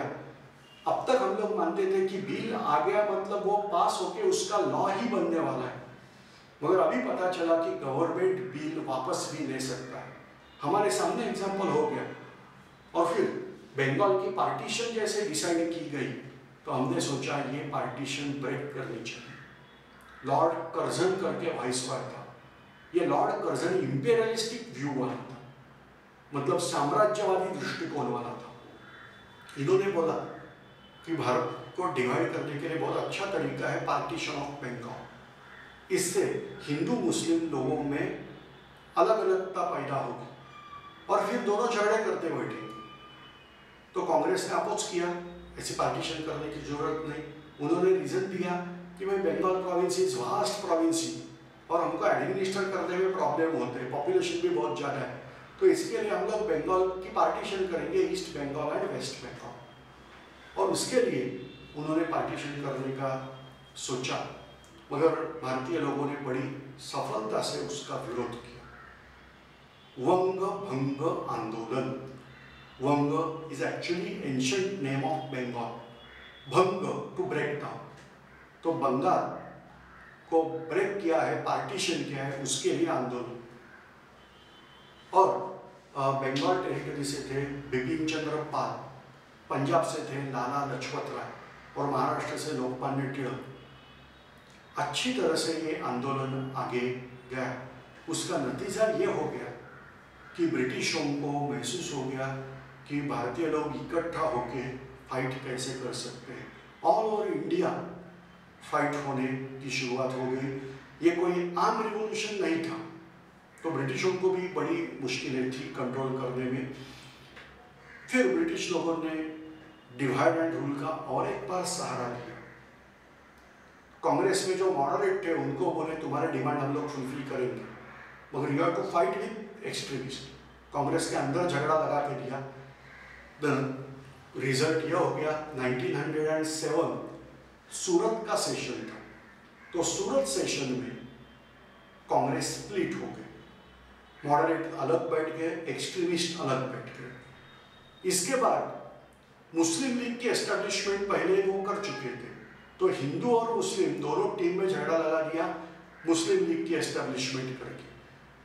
तो ऐसे करके जो आंदोलन चल रहा था उसको स्प्लिट किया, और उसके बाद लोकमान्य तिलक के ऊपर चार्ज लगा दिया सेडेशन, राजद्रोह का।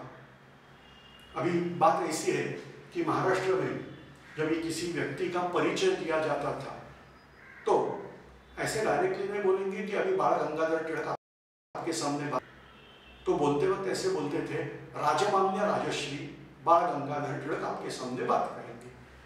अभी बात ऐसी है कि उनके ऊपर मुकदमा चलाया जा रहा था, वो था राजद्रोह का, और इसी को हम लोग मानेंगे राजमान्य।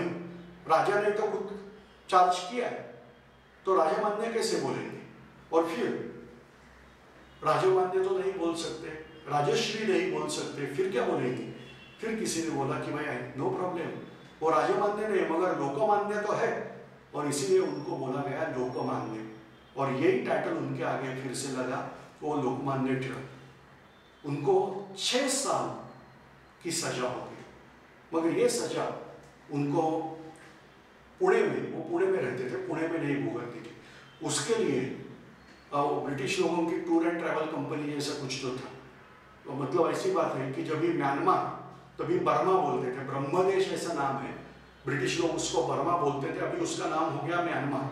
तो जब भी म्यांमार के राजा को ब्रिटिश लोगों ने हारा दिया था, तभी म्यांमार के राजा को पकड़ के महाराष्ट्र में रत्नागिरी नाम की जगह है, वो रत्नागिरी में जाके उसको बंदी बना के रखा था। बंदी मतलब भेड़िया डाल के नहीं, पैलेस दिया था, उसका नाम है थीबा, तो वो पैलेस को बोला जाता है थीबा पैलेस। आप इंटरनेट पे सर्च करके देखिए थीबा पैलेस इन रत्नागिरी, आपको देखने को मिलेगा। अभी लोकमान्य तिलक जी जिनका जन्म रत्नागिरी में हुआ था, रहते पुणे में थे, उनको उठा के म्यांमार में मतलब बर्मा में छोड़ दिया गया सजा काटने के लिए, और 6 साल उनको म्यांमार में मंडाले, ये जगह का नाम है, मंडाले में जाके रहना पड़ा। तो ब्रिटिश लोगों ने ये डिवीजन तैयार किया, जिसमें अच्छी तरह से देखेंगे तो हिंदू मुस्लिम डिवाइड करके डाला है, कांग्रेस में मॉडरेट और एक्सट्रीमिस्ट करके डिवाइड कर डाला है। फिर तिलक जी को जेल भेजा गया। इसके बाद धीरे धीरे ये सब एक्सट्रीमिस्ट एक्टिविटी खत्म हो गई कुछ समय के लिए, क्योंकि लोकमान्य जी अभी 6 साल के लिए मंडाले में रहने वाले थे। उधर बैठ के उन्होंने 2 किताबें लिखी, एक का नाम है गीता रहस्य और दूसरी का नाम है Arctic home in वेदांस। Lokmanya Tilak ये मैथमेटिशियन थे, बहुत अच्छे मैथमेटिक्स था उनका। और फिर हम लोग जो बोलते हैं पंचांग, मतलब हिंदू कैलेंडर, उसका उनका खुद का बहुत बड़ा अभ्यास था। ये गणित में जो लोग एक्सपर्ट होते हैं, मुझे बहुत डर लगता है उनका, वो गणित करके क्या प्रूव कर सकते हैं पता नहीं। इन्होंने भी कुछ कुछ प्रेडिक्शन किए हैं, आप ज़्यादा जानकारी लेंगे तो आर्टिक होम इन वेदांस ये बुक पढ़ के आप जानकारी ले सकते हैं। तो ये विधायक कार्य उन्होंने किया, और वो 6 साल सजा काटने के बाद भारत में फिर आ गए। अभी माहौल था पहला विश्व युद्ध शुरू होने जा रहा, फर्स्ट वर्ल्ड वॉर, और इसमें भारत का रोल, भारत की भूमिका क्या हो? लोकमान्य तिलक बोले प्रतियोगी सहकारिता, ये वर्ड बहुत इंपॉर्टेंट है। प्रतियोगी सहकारिता मतलब कैसा है कि ब्रिटिश लोग अगर हमको कुछ दे रहे हैं तो हम उनके साथ सपोर्ट करेंगे। अभी ब्रिटिश लोग बोल रहे थे हमारी लड़ाई साम्राज्यवाद के खिलाफ है। इमेजिन, ब्रिटिश का खुद का साम्राज्य था और बोल रहे हमारी लड़ाई साम्राज्यवाद के खिलाफ है। तो ये बोले ठीक है, पहले साम्राज्य आपका डिसॉल्व करो, भारत को स्वतंत्रता दे दो, स्वतंत्र भारत इंग्लैंड के साथ लड़ेगा, साथ लड़ेंगे साम्राज्यवाद के खिलाफ। तो ब्रिटिश लोग इसके लिए बैठे नहीं थे। ब्रिटिश लोगों ने भारत को ऐसा आश्वासित किया कि आप युद्ध में हमारी मदद करो, हम लोग युद्ध खत्म होने के बाद आपको बहुत अच्छी चीजें देंगे, कुछ अच्छी सुधारणाएं हम लोग देंगे। अभी इसके पहले ब्रिटिश लोगों ने भारत को सुधारणाएं दी थी। उसको कहा जाता है मोर्ले मिंटो रिफॉर्म्स। तो मोर्ले मिंटो रिफॉर्म्स में हमारे लोगों को कुछ तो क्या बोलते हैं हम लोग रिफॉर्म्स मिले थे, मगर वो उतने अच्छे भी नहीं थे। हमको पार्लियामेंट में बैठ के सवाल पूछने का अधिकार मिला था, मगर जवाब देना मैंडेटरी नहीं था। सो आप मंत्री महोदय को सवाल पूछ सकते हैं, मगर मंत्री आपको जवाब देगा या नहीं देगा वो अलग है।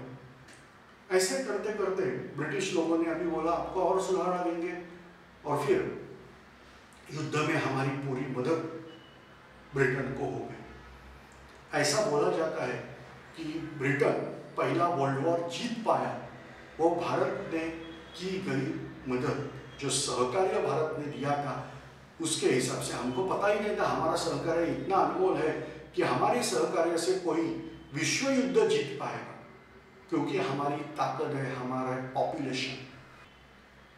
पहला महायुद्ध या पहला विश्व युद्ध ब्रिटिश लोग जीत पाए, उसके लिए भारत का सहकार्य अति अनमोल था। मगर ब्रिटिश लोगों ने युद्ध जीतने के बाद भारत के साथ जो व्यवहार किया वो थोड़ा अजीब सा था। तो जो पहली चीज है वो भारत को स्वतंत्रता के लिए कुछ भी मिला नहीं। इसमें युद्ध खत्म होने के बाद रिफॉर्म्स मिले, उसे बोला जाता है मॉन्टेग्यू-चेम्सफोर्ड रिफॉर्म। फिर नाम लेता हूं, उसे बोला जाता है मॉन्टेग्यू-चेम्सफोर्ड रिफॉर्म्स। इसमें भारतीय व्यक्ति मंत्री पद तक जा सकता है ऐसे दिया, भारतीय लोगों के हाथ में मंत्री पद दे दिया, तो ये बड़ी अच्छी बात है। मगर वो जो मंत्री मिनिस्ट्री मिल गई, वो मिनिस्ट्री उतनी ज़्यादा इम्पोर्टेंट नहीं थी, ना थी defence minister, foreign minister, finance minister, home minister, तो ऐसे मिनिस्ट्री हमारे हाथ में मिली नहीं। कुछ तो नॉन इम्पोर्टेंट होती है, ऐसे चीज़ें हमारे हाथ में दी गई। मुसलमानों को एक बहुत बड़ा प्रश्न युद्ध में पड़ा था। इसका कारण ऐसा था कि तुर्कस्तान मतलब टर्की जो है उसका जो सम्राट होता है उसी को ही खलीफा माना जाता है। खलीफा मतलब मुस्लिम कम्युनिटी का सबसे टॉप मोस्ट रिलीजियस चीफ। तो यहाँ पे दोनों पोस्ट एक ही आदमी के पास थी। तो तुर्कस्तान टर्की ये देश ब्रिटिशों के खिलाफ लड़ रहा था और भारतीय सेना में मुसलमान बहुत ज़्यादा संख्या में थे। तो ये युद्ध में मुसलमानों को उनके खलीफा के खिलाफ लड़ना पड़ेगा। तो ब्रिटिश लोगों ने उन्हें आश्वस्त किया था कि युद्ध का निकाल कुछ भी लगे, अगर हम लोग जीत गए तो हम लोग खलीफा ये पोस्ट को धक्का नहीं लगाएंगे। हाँ, उसको बाकी कुछ भी उसके पावर हम लोग कर्तल कर सकते हैं, मगर खलीफा ये पोस्ट को हम लोग धक्का नहीं लगाएंगे। तो आप बिंदास युद्ध करो, और इसीलिए ये युद्ध हो गया।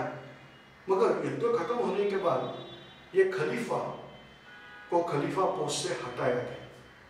अब इसके बाद ये खलीफा ये पोस्ट पे नहीं रहने वाले थे। तो ये बहुत बड़ा चेंज ये जगह पे हमें दिखाई देता है कि ब्रिटिश लोगों ने खलीफा ये पोस्ट से खलीफा को हटा दिया। अभी इसके लिए मुस्लिम समाज ये ब्रिटिश लोगों के खिलाफ आ गए और जो मूवमेंट आंदोलन उन्होंने चालू किया उसको बोलते हैं खिलाफत मूवमेंट। भारत में बहुत ज़्यादा परिवर्तन नहीं हुआ युद्ध के बाद।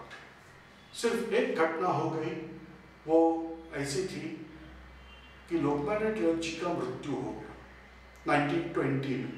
मगर तब तक उन्होंने फिर एक बार बहुत बड़ा आंदोलन चालू किया था। डॉक्टर एनी बेसेंट ये आयरिश लेडी यहाँ पे आ गई थी। उन्होंने मद्रास प्रोविंसी में ये चालू किया था आंदोलन होम रूल लीग। इसका मतलब है जो नेटिव लोग हैं उनका ही राज रहना चाहिए। लोकमान्य जी ने उसको सपोर्ट किया और वैसे ही नाम का आंदोलन उन्होंने लिया और फिर ऑल ओवर इंडिया फिर एक बार यही चीज हो गई कि हमको आज़ादी चाहिए। और अल्टीमेटली मॉन्टेग्यू चेम्सफोर्ड रिफॉर्म्स में ब्रिटिश लोगों ने हमको प्रॉमिस दिया, yes we are there to give you freedom, हम लोग आपको स्वराज्य देंगे। मगर कैसे, आप तो अभी कैपेबल नहीं हो रूल करने के लिए, तो हम लोग आपको इंस्टॉलमेंट में देंगे। ऐसे कुछ तो घटना हो गई और इसके लिए भारत में उन्होंने बोला कि हर 10 साल आपको नए रिफॉर्म्स आने के लिए लगेंगे। तो पहले रिफॉर्म्स मोरले पिंटो रिफॉर्म्स आ गए थे, उसके बाद मॉन्टेग्यू चेम्सफोर्ड रिफॉर्म आ गए। मॉन्टेग्यू चेम्सफोर्ड रिफॉर्म के बाद वो बोले अभी 10 साल के बाद आपको और रिफॉर्म्स मिलेंगे, मगर ये जो रिफॉर्म्स आपको मिले हैं उससे आपको क्या क्या फायदा होता है वो देखा जाएगा और उसके हिसाब से और 10 साल के बाद और ज़्यादा रिफॉर्म्स मिलेंगे। तो ऐसे कुछ तो चीज़ें ब्रिटिशों ने हमारे साथ की। वेरी अनफॉर्चुनेट कि यहाँ पे माहौल ऐसा तैयार हो गया था कि अब ये आज़ादी कुछ दिनों का मामला है। ब्रिटिश खुद बोल रहे हैं आपको हम लोग आज़ादी देंगे, मगर वेरी अनफॉर्चुनेट कि लोकमान्य तिलक जी का मृत्यु हो गया। उसके बाद अपने हिस्ट्री में चालू होता है वो एरा होता है गांधी एरा। देखो मैं यहाँ पे डिटेल में नहीं ले रहा हूँ, जस्ट रिवाइज कर रहा हूँ। गांधी जी ने कुल मिला के 3 बड़े बड़े आंदोलन किए। मैं चंपारण वगैरह ऐसी बात नहीं कर रहा हूँ, 1920 के बाद की बात कर रहा हूँ। तो पहला आंदोलन उनका है, उनको बोला गया नॉन कोऑपरेशन मूवमेंट। वो नॉन कोऑपरेशन मूवमेंट बड़ी अच्छी तरह से ऑल ओवर इंडिया चल गए। ब्रिटिश लोग क्या करेंगे, ब्रिटिश पुलिस पकड़ेंगे और आपको जेल में डालेंगे, चलो हम लोग आ रहे, कितने लोगों को जेल में रखेंगे। ऐसे करते लोगों के मन में जो जेल के प्रति डर था, भय था, वो निकाला गया। ये सब गांधी जी का क्रेडिट है। गांधी जी की वजह से ही बहुत कॉमन मैन जो है, सामान्य जन, ये भी आंदोलन में आ गए और उसके रिजल्ट ऐसे हो गए कि ऑल ओवर इंडिया एक बहुत बड़ा आंदोलन यहाँ पे चालू हो गया। मगर चौरी चौरा नाम की जगह है उत्तर प्रदेश में, वहाँ पे कुछ अजीब घटना हो गई और उसकी वजह से गांधी जी ने ये आंदोलन स्थगित कर दिया। ब्रिटिश लोगों ने ये आंदोलन करने के लिए गांधी जी को उत्तरदायी ठहराया और गांधी जी को 6 साल के लिए जेल में डाला गया। गांधी जी ने वहां बैठ के उपोषण मतलब फास्टिंग चालू किया और फिर ब्रिटिश लोगों ने डर के मारे गांधी जी को छोड़ दिया। मगर गांधी जी बोले मैंने छोड़ने के लिए आंदोलन नहीं किया था, उपवास नहीं किया था, वो तो मैंने आत्मशुद्धि के लिए किया था और इसीलिए मैं 6 साल जेल में ही रहने वाला हूं, ऐसे समझ के मैं 6 साल कुछ नहीं करूंगा। इसके बाद आता है साइमन कमीशन। अभी ये जो मॉन्टेग्यू चेम्सफोर्ड रिफॉर्म्स थे, मॉन्टेग्यू चेम्सफोर्ड रिफॉर्म्स से क्या लाभ हो गया भारतीयों को, ये देखने के लिए कमीशन अपॉइंट किया था ब्रिटिश पार्लियामेंट ने, उसको बोला जाता है साइमन कमीशन। इसमें एक भी भारतीय व्यक्ति नहीं है ऐसा बहाना बनाते हुए हमने उनको अपोज चालू किया और जहां पे वो साइमन कमीशन गया वहां पे हमने ब्लैक फ्लैग, काले झंडे दिखाए। अभी ये लोग देने वाले थे हमको और हमने उनको ब्लैक फ्लैग दिखाना चालू किया। ये आंदोलन भारत भर चला जिसमें पंजाब केसरी लाला लाजपत राय, इनका देहांत हो गया। सॉन्डर्स नाम का ब्रिटिश अधिकारी था, वो इसके लिए जिम्मेदार था। उन्होंने लाला लाजपत राय जी का वृद्धत्व, ओल्ड एज देखते हुए कुछ किया नहीं, उनके ऊपर लाठियां चलाई गई। हम लोग नॉन वायलेंट थे, नॉन वायलेंट टेक्निक से लड़ रहे थे, फिर भी उनके ऊपर लाठियां चलाई गई और इसके कारण लाला लाजपत राय जी का देहांत हो गया। ये सब साइमन कमीशन जब आया था 1927 की तभी बात है। इसके बाद जो हमारा मतलब ब्रिटिश पार्लियामेंट में बैठने वाला जो भारत मंत्री था लॉर्ड बर्कनहेड, वो सेक्रेटरी ऑफ स्टेट और भारत मंत्री, उन्होंने बोला कि सभी भारतीय एक साथ एक जैसे बोलते हैं साथ में बैठ के, एक साथ बैठ के एक संविधान बनाएंगे, ये चीज संभव ही नहीं हो सकती। कांग्रेस ने चैलेंज एक्सेप्ट किया और मोतीलाल नेहरू इनके नेतृत्व में लड़ाई लड़ी गई। लड़ाई नहीं बोलते इसको, कॉन्स्टिट्यूशन कमेटी अपॉइंट की गई और एक सर्वमान्य ऐसा संविधान हमने बनाया। पंडित मोतीलाल नेहरू के नेतृत्व में ये जो संविधान बनाया उसको बोला जाता है नेहरू रिपोर्ट। इसमें डोमिनियन स्टेटस की मांग की है। डोमिनियन स्टेटस मतलब फॉरेन और डिफेंस ये डिपार्टमेंट ब्रिटिश लोगों के हाथ में रहेंगे, बाकी सब डिपार्टमेंट इंडिया के हाथ में रहेंगे। तो ऐसे कुछ तो डोमिनियन स्टेटस मांगा गया और ब्रिटिश लोगों का अंदाज देखते हुए, मैं बोल रहा हूँ ब्रिटिश लोगों का अंदाज देखते हुए मतलब आप समझ लीजिए कि ICS की एग्जाम भारत में होनी चाहिए, ये मांग की थी मॉडरेट लोगों ने 1885 टू 1905 के बीच में। और पहले ICS की एग्जाम भारत में हो गई 1922 में। तो ब्रिटिश लोगों का शॉर्ट पीरियड कितना लंबा होता है वो पता है, इसलिए उन्होंने दिया कि अभी हमने यहाँ कॉन्स्टिट्यूशन बना के दिया है, आप इसके हिसाब से अमल कीजिए, एक साल के अंदर इसके ऊपर आप डिसीजन लीजिए। So it was time bound, मगर ब्रिटिश लोगों ने कुछ ध्यान दिया ही नहीं। अभी ब्रिटिश लोग कैसे ध्यान देंगे? World was facing recession at that time, the great depression, आर्थिक महामंदी आ गई थी जब, और ब्रिटिश लोग ऐसे हालत में भारत छोड़ देंगे, संभव ही नहीं था। तो इन्होंने कुछ किया नहीं और फिर हमने डिसाइड किया अभी आप डोमिनियन स्टेटस नहीं ले रहे तो हमको पूर्ण स्वराज्य, दैट इज टोटल फ्रीडम चाहिए। और ऐसे करके टोटल फ्रीडम के लिए हमने फाइट चालू किया। पंडित जवाहरलाल नेहरू मतलब मोतीलाल जी नेहरू का बेटा यंग थे, उन्होंने डिसाइड किया कि हम लोग स्वतंत्र है, ब्रिटिश लोग हमारे ऊपर राज नहीं कर रहे ऐसे समझेंगे, और 26 जनवरी 1930 किसी को हम लोग मानेंगे स्वतंत्रता दिवस। हम लोग शपथ लेते हैं इस दिन से कि हम लोग स्वतंत्र है करके चालू करेंगे। और ऐसे करते हुए इन्होंने काम चालू किया और फिर कांग्रेस की तरफ से गांधी जी को पूर्णाधिकार दिए। ये गांधी जी ने स्वतंत्रता से किया हुआ दूसरा आंदोलन है, इसे कहा जाता है सिविल डिसोबीडियंस मूवमेंट, सविनय कायदे भंग, सिविल डिसोबीडियंस मूवमेंट। इसमें गांधी जी ने दांडी मार्च, दांडी यात्रा निकाली। एन ओल्ड मैन, एक बहुत बुढ़ा आदमी, साबरमती के आश्रम से गुजरात के किनारे में दांडी नाम का गांव है, वहां तक चल के गए। 375 किलोमीटर डिस्टेंस है कुछ तो, ये पार करते हुए गए और वहां पे नमक का कानून तोड़ दिया, उनको अंदर किया गया। वो उनके साथ साथ बहुत लोग अंदर जाने लगे, ब्रिटिश लोगों को जेल कम पड़ने लगे, इतने लोग स्वयं प्रेरणा से अंदर जाने लगे। और फिर ब्रिटिश लोगों के समझ में आ गया कि ये चीज कुछ तो अलग तरीके से तोड़नी चाहिए। अभी हमारे हिस्ट्री में एक ब्लैक लिस्टेड नाम आता है, मगर उनको नाम तो मुझे लेना ही पड़ता है। उनका नाम है बैरिस्टर मोहम्मद अली जिन्ना। ये कभी तो बहुत अच्छे आदमी थे। उन्होंने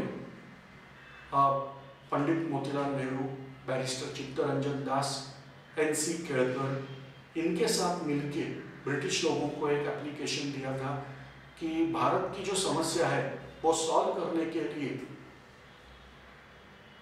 एक ऐसी मीटिंग बुलाई जाए कि सभी लोग एक ही स्तर पे बैठेंगे। इसी को बोला जाता है round table conference. Round table का मतलब क्या, एक चेयरपर्सन है और बाकी सब ऐसे नहीं, सब लोग लेवल पे बैठ के बात करेंगे। तो ऐसे राउंड टेबल कॉन्फ्रेंस बुलाई जाए। ये कभी तो 1925 की बात है। तो ब्रिटिश लोगों ने अभी 1930 के बाद ये राउंड टेबल कॉन्फ्रेंस बुलाई, मगर कांग्रेस ने राउंड टेबल कॉन्फ्रेंस में पार्टिसिपेट किया ही नहीं, तो कुछ मतलब नहीं था। फिर दूसरी राउंड टेबल कॉन्फ्रेंस ब्रिटिश लोगों ने रखी और गांधी जी को वहाँ पे बुलाना जरूरी था।